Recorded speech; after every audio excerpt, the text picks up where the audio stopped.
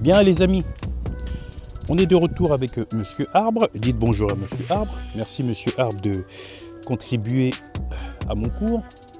Donc je vous rappelle que lorsque l'on débute en pied-point, j'estime qu'il n'est pas convenable qu'un débutant aille au sac.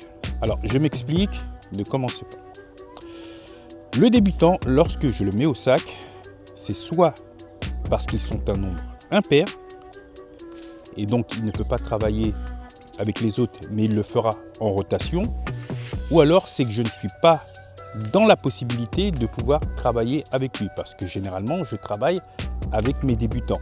S'ils sont un nombre pair, c'est tout bénef, je les laisse travailler, je les observe, et s'il faut les corriger, je les corrige. Ou alors, lorsque je le mets au sac, c'est lorsque l'on tourne à deux, lorsque l'on fait du sparring, bien évidemment. Là, il va au sac, il fait ce qu'il a envie de faire, même des coups de pied de ninja ou des choses qui n'existent pas, ce n'est pas très grave. L'essentiel est qu'il s'occupe.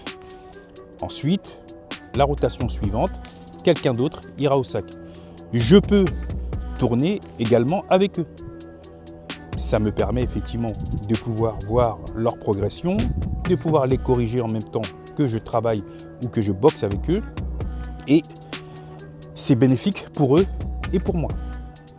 Maintenant, lorsque vous travaillez au sac, généralement lorsque vous travaillez au sac et que vous êtes sérieux, pas que vous venez pour faire tout et n'importe quoi, vous devez obligatoirement travailler ce que vous avez vu en cours et pas venir et faire des coups de pied de ninja à la Bruce Lee, Jackie Chan ou je ne sais quoi que vous avez vu.